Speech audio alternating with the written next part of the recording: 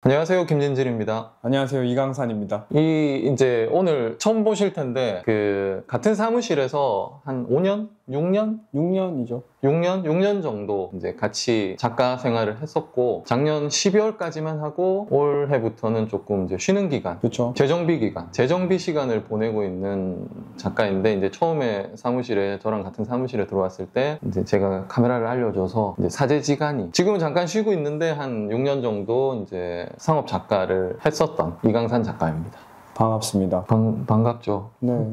이제 오늘 해볼 얘기는, 취미로 사진하는 분들은 한 번쯤은 어느 정도 이제 기간을 길게 취미 사진 촬영을 하다 보면 주변 지인들이 이제 결혼식이나 뭐 돌 행사 아니면 부모님 환갑, 칠순 뭐 이런데 사진 촬영을 요청 받으신 적이 있으실 거예요. 이제 그런 촬영을 요청 받았을 때, 아니면 이제 내가 오히려 이제 내 주변 사람들 중에 사진 촬영하는 지인이 있어서 그 사람들에게 사진 촬영을 이제 부탁하는 입장일 때, 이것을 이제 어떻게 해야 하느냐, 부탁하는 게 맞느냐, 아니면 부탁을 받았을 때 거절해야 하는 뭐 그런 것들에 대해서 오늘은 말씀드리려고 합니다. 일단 처음에 먼저 부탁을 받은 경우 먼저 설명드릴게요. 뭐 경험이 있으신가요? 나는 부탁받은 일들, 취미로 할 때는 부탁받았던 적이 없었고, 오히려 이제 일로 하고 있을 때 부탁받은 적이 더 있었지. 하는 걸 알아서? 이제 초창기에는 하는 걸 몰랐는데, 이제 취미로 하고 계속 오랫동안 사진을 촬영을 해왔었으니까, 이제 취미로 하고 있었을 때 얘가 아직 취미로 하는 줄 알고 연락했는데, 그때 나는 이제 업체에 소속되어 있었을 때였으니까 거절을 했죠. 그렇죠. 한 번쯤 들어오죠. 사진을 찍고 있다라든가 카메라를 그렇지. 소유하고 있으면 들어오죠. 맞아. 우선 이제 나에게 부탁한 사람과의 인간관계 정도를 조금 생각해 보실 필요가 있어요. 예를 들어서 부탁한 사람이 내가 사회생활을 하면서 혹은 이제 뭐 학창 시절을 보내오면서 오랜 시간 동안 되게 가깝게 친밀하게 지낸 사람이다. 그러면 내가 사진에 자신 있고 없고 뭐 해주고 싶은 마음 이런 걸 떠나서 이제 저는 거절을 하는 게 맞는 것 같다. 저는 이제 좀 그렇게 생각하는 쪽이에요.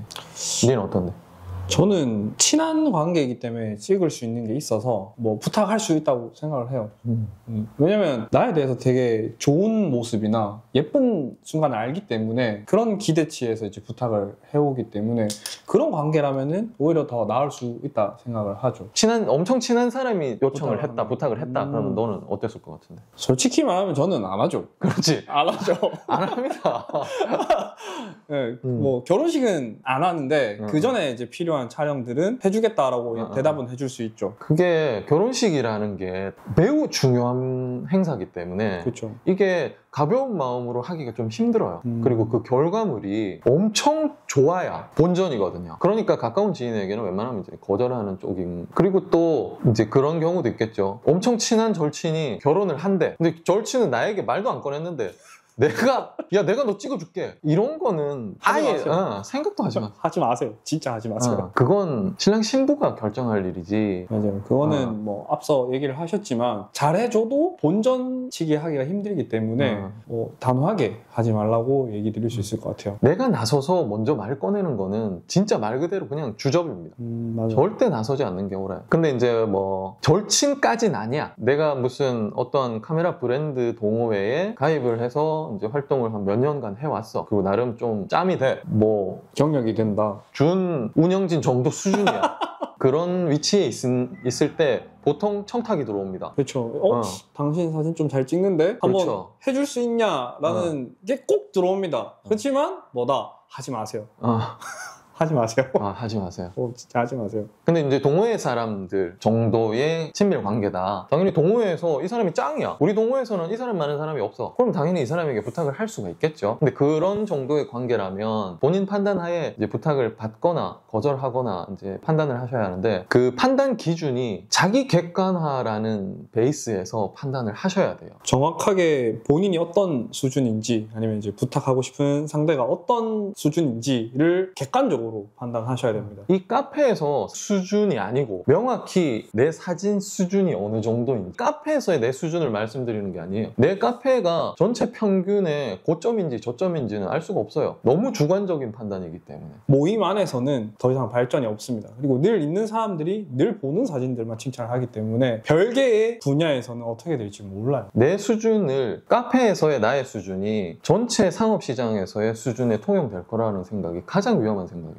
맞아요. 운전도 왜 자신감 붙을 때가 위험한 것처럼 그렇죠. 사진도 나 좀 잘 찍는데? 라는 타이밍에 누가 돈을 줄 테니 찍어줄 수 있냐라는 게 방아쇠가 될 수가 있어요. 보통 그럴 때 날아갑니다. 맞아요. 그냥 이제 카메라를 팔 수도 있어요.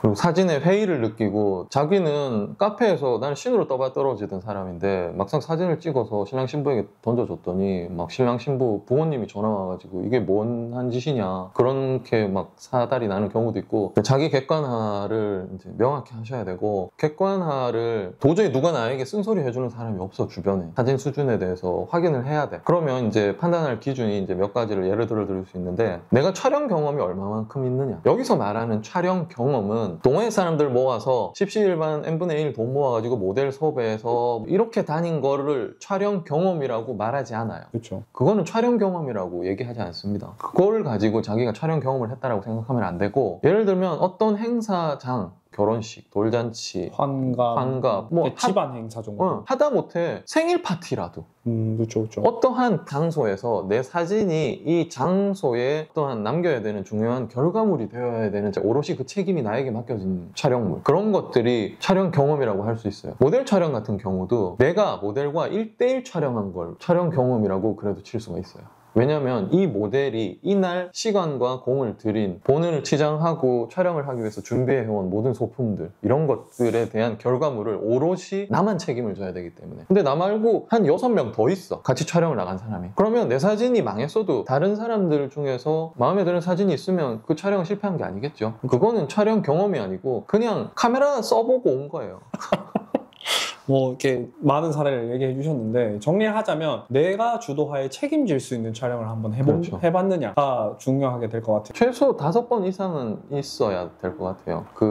자기 부담, 자기 압박감을 책임이 있는 느껴본 게. 사실 뭐 5번도 부족하죠. 그런데 뭐 아예 그런 경험도 없이 나가는 경우도 비일비재하니까 말씀드리는 거고 그리고 이제 내가 가지고 있는 장비의 수준 플래그십 장비를 다 가지고 있으면 장비는 뭐 말할 게 없겠죠. 걱정이 없죠. 그렇죠. 하지만 전문 작가들도 이제 플래그십이나 고급기를 사는데 돈 투자가 주저되는데 취미로 하시는 분들은 더 하겠죠. 그러면 이제 보급기라고 하는 그래봤자 뭐 많이 쳐줘도 100만 원 중반대 그리고 렌즈도 생각보다 취미로 하시는 분들은 좋은 걸 쓰지 않아요. 범용성이 있는 이제 줌 렌즈를 쓰실 텐데 줌 렌즈 같은 경우는 이제 밝기가 많이 낮죠. 조리개 값이. 그러면 뭐 실내 예식장 같은 경우에서는 쓰기가 정말 곤란해요. 멀리서 찍긴 좋지만 극한 환경에 에서는 진짜 이거를 어떻게 써야 되지? 너무 어둡게 나오는데 그렇다고 조리개 값이 안 되니까 뭐 ISO로 올리면은 노이즈가 많이 생겨요. 하지만 결혼식 사진에 제일 보이면 안 되는 게 노이즈라고 생각을 하거든요. 50만 원 내외의 1.8 렌즈다. 그런데 180만 원짜리, 230만 원짜리 렌즈는 조리개 값이 2.8이 제일 낮아요. 그러면 얘가 더 밝은 렌즈니까 행사에 쓰기에 더 좋은 거 아니야? 아니에요. 왜 아니냐? 조리개 값은 실제로 웨딩 촬영을 할 때 최대 개방을 하고 웨딩 사진을 찍지 않습니다. 특수한 조건 빼고는 거의 안 쓰죠. 사실 거의 안 쓴다 봐야죠. 쓸 일이 없다라고 보면 돼요. 최대 개방 자체를 하지를 않아요. 그러면 좁아서 쓸 거면 왜 밝은 렌즈가 필요하죠? 라고 말씀하실 수 있는데 밝은 렌즈를 쓰는 게 좋은 게 아니라 노이즈 억제력이 좋은 바디에 해상력이 좋은 렌즈를 꼽는 거예요. 렌즈의 밝은 조리개 값으로 어두운 장소에서 밝게 찍는 게 아닙니다. 렌즈를 최대 개방하면 선회도가 떨어져요. 선명한 게 떨어지게 돼 있어요. 근데 웨딩 사진은 어두운 홀에서 각 조명이나 인물에게 보내지는 조명 빛에 따라서 이 사람을 부각시키는 장소예요. 주인공들을. 나머지 사람들은 어둡게 나오게 하고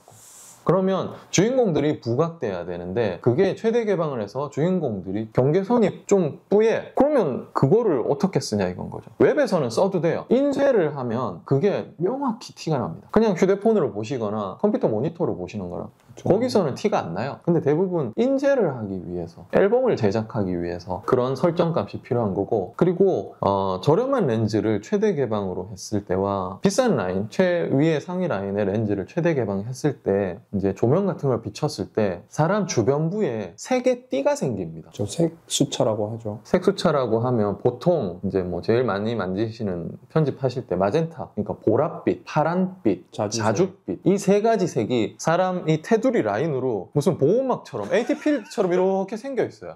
싼 렌즈들은 이게 생깁니다. 무조건 생겨요. 이게 티가 안 날 거라고 생각하는데 뭐 티가 납니다. 이게 특히 빛 받는 부분이 비싼 렌즈들은 이게 진짜 빛처럼 보이는데 말씀하신 것처럼 저가형 렌즈들은 이게 진짜 알록달록하게 생겨요. 이게. 편집할 때 멘탈 터집니다. 모니터 주먹으로 깨요. 못 씁니다.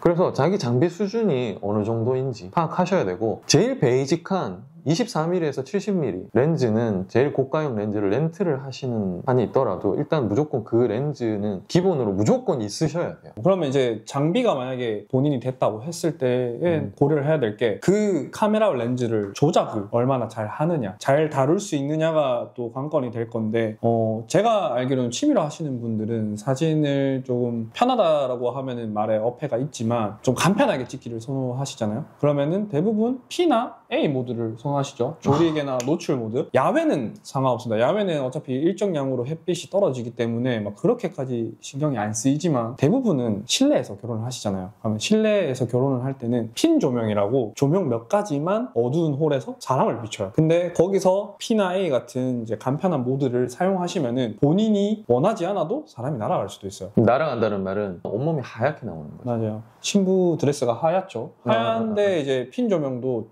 굉장히 세게 때립니다. 근데 거기서 노출을 제어를 못하게 되면 신부랑 빛이 하나가 돼요. 그냥 기둥이 걸어가는 것처럼 보이게 된단 말이죠. 그리고 취미로 사진 찍다가 웨딩 촬영 가셔가지고 노출을 맞추는 기준을 모르기 때문에 이렇게 찍으면 노출이 맞는 거 아니야? 라는 기준을 드레스입니다. 드레스 결이 보여야 돼요. 그렇죠. 그러면 사람이 너무 어둡지 않아요? 그건 편집해서 사람 피부톤을 다시 끌어올리는 거예요. 밝기를. 그래서 정노출이라는 기준 자체에 대한 개념도 그런 어두운 장소에서 예식을 하는 것에 대한 기준점이 일반 동호인하고 상업으로 하시는 분들하고는 완전 다른 거예요. 노출의 기준부터가 다르기 때문에 편집으로 나중에 어떻게 하려고 해도 방법이 없어요. 좀 다 날린 경우도 많고 제가 창업을 하고 나서 제일 좀 한 번씩 조언이라고 해야 되나? 질문을 듣는데 노출 관련 얘기를 하면 기준이 확실히 좀 달라요. 편집으로 살렸을 때 가장 좋은 노출과 그냥 어떻게든 살릴 수 있는 노출이 있는데 저희는 전자를 기본 베이스로 찍었기 때문에 그 노출 기준값을 정말 모르면은 결혼식인 진짜 뭐 못 찍는다고 망했다고 봐야 돼요. 그럼 이제 첫 번째 질문으로 돌아가죠. 잘 해봤자 본전인 거예요. 그렇죠. 기본적으로 M 모드를 사용할 줄 아셔야 돼요. M 모드를 능숙하게 사용할 줄 아셔야 되고 상황에 따라서 M 모드를 사용을 해야만 노출 값을 올릴 것이냐 더 어둡게 찍을 것이냐 그런 거를 즉각적으로 반응해서 할 수 있어요. 뭐 셔터 우선 모드나 조리개 우선 모드는 자동 변형이란 말이에요. 그러면 나는 여기서 노이즈를 만들고 싶지 않아. 근데 자동 모드에서는 ISO를 강제로 얘가 끌어올려 버려요. 바디가 생각하는 기존 노출을 지가 스스로 설정하기 때문에. 그러면 노이즈가 생기면 안 된다고 말씀드렸는데 내가 원하지 않았는데 어떤 상황에서 노이즈가 확 생기는 사진이 찍어버린다 이 말이죠. 그리고 조리개는 3.2 이하로 낮추면 안 됩니다. ISO는 바디 따라서 다른데 맥시멈이 4000, ISO 4000까지가 맥시멈이라고 보시면 돼요. 그 이상 넘어가면 플래그십 바디도 주저하게 됩니다. 쓸지 안 쓸지 모르지만 필요하기 때문에 찍어둔다의 그렇죠. 영역이죠. 그래서 ISO는 4000 미만까지만 사용을 한다. 지금 말하는 것 중에 오토는 그 어떤 것도 없습니다. 셔터 스피드는 미니멈이 160으로 잡으시면 돼요. 맥시멈 아닌가? 미니멈 셔터 스피드. 느려지니까? 그 이하는 내가 아무리 좋은 장비를 가지고 있어도 긴박한 상황에서 떨게 돼 있어요. 그러면 그 흔들리는 사진을 최소화하기 위해서는 요즘 장비는 IS가 기본적으로 다 내장되어 있으니까 그것에 보조를 받더라도 미니멈은 160 정말 도저히 안 된다. 그러면 거기서 한 스텝 정도 밑에. 근데 더 이상은 셔터 스피드는 낮추지 않는다고 보시면 되고 맥시멈은 예를 들어서 광량 확보가 지금 ISO도 그만큼 안 올려도 돼. 조리개도 3.2 이하로 안 내려도 돼. 그러면 셔터 스피드는 올리셔도 돼요. 한도는 없어요. 근데 실내에서 촬영해 보시면 250까지도 갈 일이 없어요. 많이 가야 200입니다. 그 말은 160에서 한두 스텝 올리거나 한두 스텝 내리는 데까지가 셔터 스피드의 한계치예요. 여기서 이제 조리개, 셔터 스피드, 감도 얘기해 주셨는데 이제 M 모드라고 하면은 방금 말한 이제 세 가지를 수동으로 조절하는 것도 포함이 되지만 초점 이동도 직접 다 하셔야 돼요. 초점 포인트가 이 노출의 기준점이 되기 때문에 요거를 생각보다 취미로 하시는 분들은 많이 안 쓰세요. 그래서 저희끼리 하는 말로는 이제 초점이 고정돼 있어서 중앙만 찍냐라고 이렇게 놀리긴 하는데 이게 초점 이동할 수 있습니다. 이게 뭐 플래그십으로 갈수록 이동하는 방법이 좀 더 편해질 뿐이지 밑에 이제 중급기나 보급기도 다 이동이 가능해요. 근데 그 조작을 할 수 있어야 내가 원하는 대로 찍기 위해서는 있어야 된다. 알고 있어야 된다. 매뉴얼이라는 조작 방법을. 그렇게 되면 당연히 주변에서 광량을 받아들이는 기준점 점도 스팟 측광으로 설정을 해놓고 찍으셔야 되고 막 뭐 이렇게 오토로 이렇게 막 사람을 인지하고 이런 모드를 사실상 최신 플래그십 미러리스를 사용함에도 불구하고 그런 기능을 사용하지 않습니다. 전장에서. 믿을 수가 없죠. 사람만큼 믿을 수 있는 게 없어. 그러면 이 비싼 바디를 왜 쓰냐? 내가 이런 거를 조정을 했을 때 그 어떤 순간도 버벅거리지 않고 모든 걸 찍어줘요. 바디. 플래그십의 최신 비싼 바디는 오로지 그것을 위해서 씁니다. 어떠한 열악한 상황, 어떠한 어두운 상황에서도 피사체를 명확히 찾아서 AF를 찍어줘요. 오로지 그게 가장 큰 목적입니다. 비싼 장비를 쓰는. 모든 걸 전자장비가 오토로 해주기 때문에 최신 장비를 쓰는 게 아니에요. 편하려고 쓰는 게 아니고 이제 사고가 덜 나기 위해서 비싼 걸 맞아요. 쓰고 있습니다. 저희는 어떤 상황에도 찍어야 되기 때문에 뭐 취미 하시는 분들은 비 오면 안 찍으시고 뭐 바람 불면 안 찍으시지만 저희는 그때도 다 찍어야 되기 때문에 폭우를 맞아가면서 우위 입구 야외에서 웨딩 촬영을 하고 하기 때문에 모든 것들 견딜 수 있는 바디를 쓰는 거예요. 지금 이 영상을 보시는 고민하시는 분들은 바디가 그 정도 수준은 아니잖아요. 아니실 거라 믿어요. 혹시 모르니까. 근데 그런 분들이라면 저희가 얘기한 것처럼 뭐 조작 방법이나 어떻게 찍어야 되는지를 숙지를 해야 지인분들을 찍게 됐을 때 조금이라도 확률이 올라간다. 본전치기를 할 수 있다. 그런 비싼 장비를 써야 되냐는 아니지만 네. 쓰면 좋고 없으면 렌즈라도 렌탈을 하거나 주변에 빌려라. 둘 중 하나라도 좋은 걸 쓰려고 해라. 어떻게 보면 바디는 중급기 정도여도 돼요. 근데 렌즈는 상위 모델을 쓰셔야 돼요. 나머지는 사람이 해결할 수 있으니까 어떻게든 바디 조작으로. 그리고 이제 내가 선의의 마음으로 이 부탁을 받아들였다면 어떠한 보답을 기대하지 마세요. 그쵸. 네, 예를 들면 뭐 이거 하면 뭐 옷 한 벌 해주려나? 술 한 잔 거하게 사주려나? 밥이라도 사주려나? 밥도 야마카세? 오마카세요. 오마카세? 야마카세는 불법입니다. 불법. 오마카세? 오마카세라도 한번 얻어먹을 수 있으려나? 인스타에서 많이 봤는데. 그런 거에 대해서 전혀 기대를 하지 마시고 웨딩 촬영을 오롯이 혼자서 맡아서 할 수 있었다. 그 촬영 결과물을 내가 포폴로 사용할 수 있다라는 동의만 얻으실 수 있다면 그것만으로도 사진 이력에 큰 기록처럼 남길 수 있으니까 포폴 사용 동의를 받으신 것만에 제일 큰 만족을 가지시고 그 이상의 어떠한 기대나 욕심을 가지지 않기를 바랍니다. 그리고 뭐 포폴 동의 얘기하셨는데 아마 찍어보시면 알 거예요. 안 올리고 싶을 거예요. 네, 포폴을 못 써요. 못 써요. 그냥 본인이 그냥 제 주변에도 이제 이런 사례들이 있는데 다 머리 쥐뜯고 그냥 계속 어떤 말로 사과를 해야 되나만 고민하고 있어요. 그리고 아까 설정 잠깐 말씀드릴 때 빼먹었는데 촬영은 무조건 로우 촬영으로 해야 됩니다. 그렇죠. 확장자는 로우. 네, JPG로 촬영하면 편집이 안 됩니다. 색이 틀어진 걸 올바로 잡을 수가 없어요. 무슨 차이인지 모르겠다라는 분들이 참 많으신데 인쇄용 편집을 해보거나 방금 얘기했던 이렇게 색소차 같은 것들에 대해서 고민을 해본 적이 없기 때문이에요. 저희는 JPG로 찍으면 보통 사고라고 했었죠. 사고만 한 겁니다. 네, 사고예요. 이거는 쓸 수 없는 거라고 얘기를 했기 때문에. 환불 조건입니다. 업체는 다 그래요. 그리고 이제 요거는 끊었다가 다시 그 다음에 이제 알고 계셔야 되는 게 친구가 스냅 업체를 불렀어. 부른 상태에서 나에게 와서 촬영을 좀 해달라라고 하는 건지 아니면 스냅 업체 자체를 부르지도 않고 오로지 이 본인의 예식에 촬영해 줄 사람은 나밖에 없어. 친구야 너밖에 없다. 네가 촬영을 해달라. 막 이런 상태야. 그럼 그거에 따라서도 조금 생각을 달리 해야 되는데 섭외한 스냅 업체가 있어요. 그리고 나서 나에게 사진을 좀 찍어달라라고 요청을 했어요. 그런 경우에는 이제 알아야 될 게 동선이라는 게 정해져 있어요. 처음에 시작할 때 뭐 하고 뭐 그런 거에 대해서 생각나죠? 나죠. 이제 뭐 그만둔 지 얼마 안 됐는데 석 달밖에 안 됐기 때문에. 그렇죠. 뭐 공백이 거의 없다고 보는데 이게 스냅 업체 동선이라는 게 저희는 이제 식순이 있죠. 식이 진행되는 순서가 있을 거 아니에요. 하면 요 순서마다 어디서 어떻게 찍을 건지를 결정해 둡니다. 고민하고 교육도 그런 식으로 진행을 했었고요. 하면 그 동선을 사진 작가만 쓰느냐? 아닙니다. 영상팀이 있다면 영상팀도 그 동선에 맞춰서 움직여요. 근데 스냅 업체가 있는 경우에 친구한테 부탁을 하게 되면 그 친구는 그 동선을 모르기 때문에 원하는 대로 하게 되면 이제 대형 사고가 날 수도 있죠.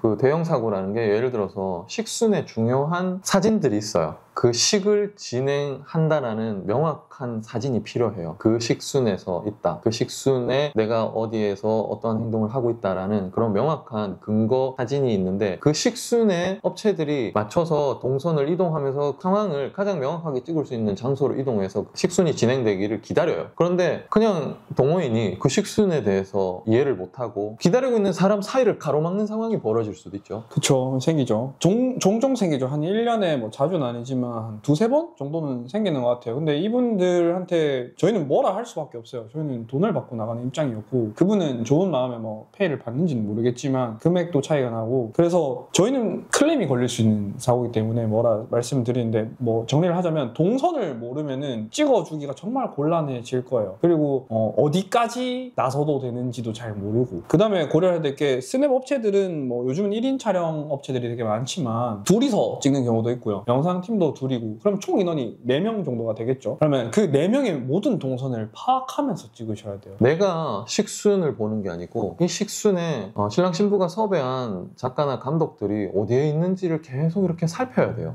그렇죠. 그리고 나서 내가 방해가 안 되는 장소에 가서 촬영을 해야 됩니다.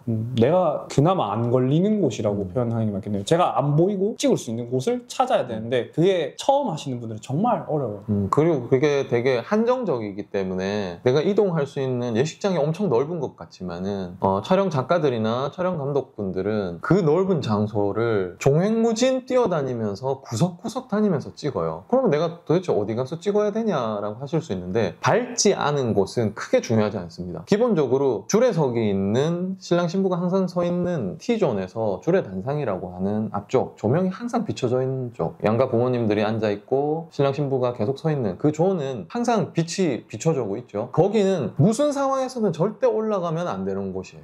거기 올라가면 죽는다고 생각하시면 돼요. 방금 그 생각했어요. 밟으면 죽는다. 죽는 거야. 맞아요. 그 다음으로 가면 안 되는 곳이 신부가 입장하는 길 있죠. 그걸 버진로드라고 하는데 그 길을 올라가서도 안 됩니다. 왜냐? 그 길 위에 카메라 감독과 사진 작가들이 수시로 올라가서 찍어요. 어떠한 상황이든 어떠한 식순이든 거기에 작가들이 있든 없든 무조건 올라가지 않는다고 보시면 돼요. 그러면 어디를 가야 되냐? 하객들이 있는 곳은 어디든 가셔도 돼요. 어느 장소든 어느 위치든 하객들이 있는 장소는 어딜 가도 상관없어요. 동의합니다. 그렇죠. 작가의 공간은 아니고 요거는 궁금한 건데 너무 빡빡할 수도 있는데 부모님 혼주석 뒤쪽까지는 어떻게 생각하세요? 혼주석 뒤쪽에 올라와도 저는 날라차게 합니다. 왜냐? 저는 부모님들도 중요하게 생각하고 촬영해 드리거든요. 그렇죠. 혼주석 뒤가 조금 애매하긴 한데 왜냐면 혼주석 뒤쪽은 바로 하객석이기 때문에 근데 저도 혼주 뒤에 서 있는 것도 그렇게 별로 안 좋아했던 그런 무례한 취급을 받았다라고 온라인상에 결혼식 관련 무슨 커뮤니티에 올라오는데 그게 신랑 신부에게는 평생 남는 상처로 기록됩니다. 그분들은 선의의 행동일 수 있어요. 근데 그 선의의 행동이 정작 그날의 가장 아름다운 모습으로 남기 위해서 그 오랜 시간과 돈과 정성을 들인 두 사람에게 최악의 결과물로 이어졌다면 그게 본인의 선의의 행동이라고 과연 말할 수 있을까? 그럼 자기 스스로 자문을 해봐야 되는 거예요. 너무 공익 광고처럼 살짝 빡이 올라오는데 근데 어쨌든 단순하게 정리를 하면 어르신들이 보내는 사진들은 신랑 신부가 쓰지 않습니다. 저장도 하지 않을 확률이 높고요. 그러면 이제 하객석에서 찍어줄 수밖에 없는데 라고 하면 앞에 했던 얘기랑 좀 모순될 수 있는데 2470이라는 화각대가 맞나요? 그렇죠. 당연히 아니죠. 이거는 오롯이 본인이 혼자일 때 2470 추천드리고요. 그러면은 만원대를 렌트하시는 걸 추천드리죠. 그렇죠. 70, 200 아니면 단렌즈 차라리. 그러니까 지금은 앞에 주제처럼 스냅 업체가 있는 경우예요. 있는 경우는 2470이 옆에 강산 작가 말대로 2470이 없어도 돼요. 단렌즈 위주로 있으면 돼요. 85mm, 100mm, 135mm 150mm, 200mm 아니면 70에서 200mm 그렇죠. 최소 85 단렌즈 그렇죠. 제일 좋은 건 70에서 200mm 렌즈 하나면 스냅 업체가 있는 경우에는 그 렌즈 하나면 충분합니다. 그래서 스냅 업체가 있는 경우에는 그냥 망원 렌즈 위주로 하객석에서 촬영하신다라고 생각하고 본인이 어떠한 컷을 담아야겠다 어떤 식순에서 어느 위치에서 망원을 어떻게 찍어야 되겠다를 고민하시면 돼요. 정 안 되면 그냥 멀리서 당겨서 최대로 이렇게 미리수 당겨서 신랑 신부 크게 담아주세요. 크게 꽉 차게. 맞아요. 그게 제일 최고일 수도 있어요. 이제 그 다음에 스냅 업체가 없어. 내가 오로지 그냥 내가 다야. 이런 경우에는 이제 의심해봐야 되는 게 도대체 얘가 나에게 어느 정도의 퀄리티를 원하는지를 파악해야 돼요. 맞아요. 큰일 날 상황이거든요. 혹시 내가 찍은 사진으로 앨범을 만들려고 그러나? 그렇죠. 고민되죠. 이렇게 부탁받는 사람은 대부분 좀 가벼운 마음이거든요. 그냥 좋은 날 찍어줘야겠다. 근데 이제 소통이 없으면은 난 네 사진으로 앨범 만들라 했는데? 되면 이제 곤란해지는 거예요. 그러면 이제 의절하는 날짜가 하루하루 다가오는 거예요. 그렇죠. D-Day가 멸망의 데이인 거예요. 앨범 제작은 사실상 힘듭니다. 굉장히 어렵죠. 파일을 보내주면 앨범 제작도 해주고 액자도 제작해주고 막 이런 것들이 있으니까 그런 거에 대해서 이제 가볍게 생각을 하고 내 친구가 사진 잘 찍으니까 데이터만 줘. 보면 편집하는 업체도 있으니까 내가 거기 맡겨서 편집도 하고 앨범도 제작을 다 같이 해준대 이렇게 생각하는 수도 있는데 그러면 결혼식을 맡긴 그 친구가 그때 깨달아요. 아 업체를 섭외할 걸. 내 친구가 사진을 아무리 잘 찍어줬지만은 이게 앨범 제작한 거랑은 전혀 다른 상황이다라는 걸 내가 너무 몰랐구나라는 걸 친구가 그때 깨달아요. 그러니까 지금 여기서 친구라는 건 신랑이죠. 신부일 수도 있죠. 그렇죠.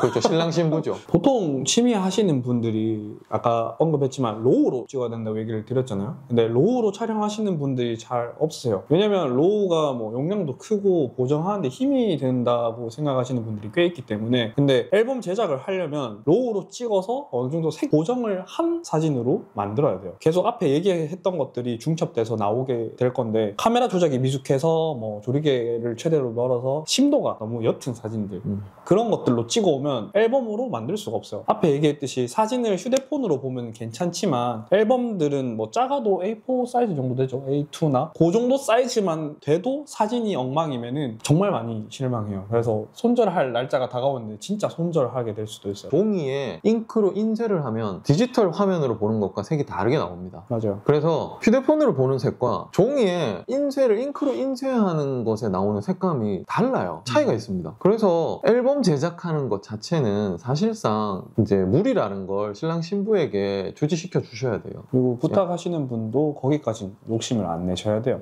내 사진이 앨범 만들 정도는 아니다. 그러니까 만약에 앨범을 만들고 싶다면 차라리 업체를 섭외를 해라. 내가 그러면 그 업체 다음으로 서브 작가로서 너의 친밀한 모습을 찍어줄 테니까 업체를 섭외하라라고 얘기를 하셔야 돼요. 내 사진으로 앨범을 만들 수 없다라는 걸 신랑 신부에게 근데 솔직히 말씀하셔야 돼요. 맞아요. 저는 일을 하고 있을 때도 업체 소속 작가였기 때문에 친구 중에 부탁을 해오는 경우가 있었어요. 혹시 내 결혼식을 찍어줄 수 있냐고. 근데 저는 그때 늘 말했던 게 뭐 계약을 하면 찍어줄 수 있는데 뭐 따로 찍어주게 되면은 페이도 일단 측정하는데 애매하지만 앨범이 안 나올 수 있다. 그리고 너가 생각하는 결혼식 하고 나서 사진으로 뭔가를 할 수 있는 것들이 대부분 없을 거다라고 얘기를 해줬던 게 생각나네요. 앨범 제작은 안 할 거래.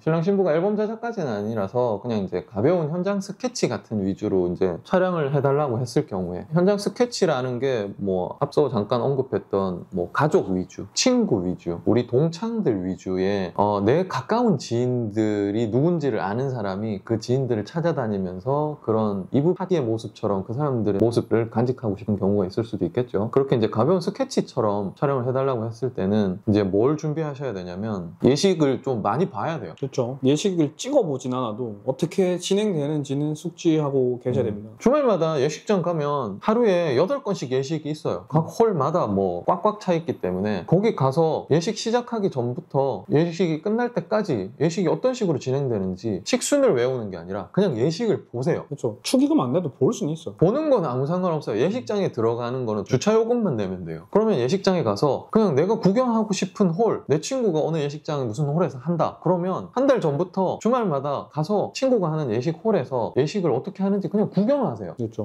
어떻게 됐는지 그냥. 사진을 촬영했으면 이걸 원본을 친구를 주진 않을 거 아니에요. 어떻게 됐든 그래도 뭐 노출이라도 일정하게 조정을 한다든지 아니면 뭐 색을 입혀서 내가 생각하는 예쁜 예식의 색깔로 만들어서 주려고 하실 텐데 그때 이제 색감에 대해서 좀 잘 생각하셔야 돼요. 웨딩 사진은 내가 동호인 생활을 하면서 내 스스로 내가 이쁘다고 생각했던 색감을 넣는 것과는 다릅니다. 그렇죠. 뭐 이렇게 감각적인 게 필요한 게 아니고 물론 스냅 업체들 포트폴리오를 보면은 색깔이 조금씩 다 달라요. 하지만 공통적인 건 있죠. 깨끗하고 깔끔하게. 이제 거기서 이제 스냅 업체마다 조금 시그니처적인 게 들어가는 게 차이가 나죠. 색이 빨간색이 빨간색으로 보여야 돼요. 파란색은 파란색으로 보여야 되고 노란색은 노란색으로 보여야 되는데 신부 드레스는 무조건 흰색이어야 되고요. 사람 피부는 어떠한 상황에서든 피부색은 다 같아야 돼요. 그렇죠. 이게 이 말이 뭐냐면 일반적으로 동호회 사람들이 뭐 벚꽃 촬영을 했어요. 그럼 벚꽃이 내가 눈으로 볼 때는 엄청 핑크빛이야. 근데 사진으로 보면 팝콘처럼 하얘요. 그러면 왜 이렇지? 싶어서 색을 막 핑크색을 막 입혀요. 그럼 벚꽃은 핑크색으로 보이죠. 근데 그 밑에 서 있는 사람도 핑크 팬더가 돼 있어요. 사람은 사람색이어야 되잖아요. 피부가. 그렇죠. 사람이 핑크색은 없잖아요. 그 말이에요. 그렇죠. 그러면 이제 색감을 알면서 로우로 찍을 수 있어야 되고, 그럼 그 로우 색감 작업을 할 때 구분지어서 보정을 할 수 있을 정도의 기술이 있어야겠죠. 근데 그런 것들이 만약에 너무 힘들고 그렇게까지 내가 할 수 있을까라고 생각을 하신다면 노출 정도를 균일하게 맞춰서 차라리 그 정도 선까지만 친구에게 주는 게 나아요. 그래서 그 파일을 친구가 쓰임에 맞게 업체에 맡기든 2차 편집을 맡길 수 있게끔 최대한 베이직한 상태로 평준화시켜서 주는 게 제일 옳은 방법이고, 그리고 그 다음으로 안 해야 될 게 욕심내기. 욕심을 좀 버려야 돼요. 많이 버려야 돼요. 뽕 이만큼 차가지고 막 환상의 나라를 날아다녀요. 그러면 망한 거예요. 생각보다 그 전문으로 하시는 분들도 본인들이 생각하는 꿈을 펼칠 수 있는 화려한 것들은 잘 안 해요. 시간이 없어요. 시간도 없고. 막 스크랩을 엄청 하실 거예요. 오만 결혼식 사진이 인스타에 바글바글해요. 저희도 그런 걸 항상 스크랩하고 체크합니다. 왜냐면 어떠한 스타일이 매칭이 잘 될지 알 수 없기 때문에 모든 걸 다 봐요. 하지만 그것을 할 수 있느냐는 별개의 문제. 할 수가 없어요. 왜냐? 식수는 멈출 수가 없어요. 동호회 촬영 나갔을 때처럼 다시가 없어요. 한번 찍으면 끝입니다. 잠깐만요가 안 되죠. 네. 모두 멈춰주세요! 뭐 말을 한들 무슨 의미가 있겠습니까? 그렇죠. 그러니까 지인의 촬영을 해준다라는 건 생각보다 많은 것을 고려하셔야 되고, 힘든 일이죠.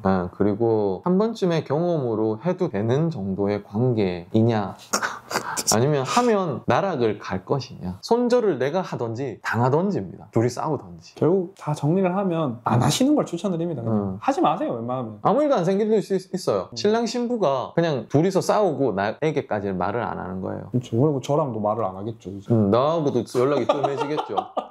촬영을 하셔야겠다면 말씀드린 것들을 꼭 고려하시고. 다음은 2만 원면 안 찍지 않나? 싸게 먹힐 것 같아서. 이럴 거예요. 이러면 하지 말라는 거예요.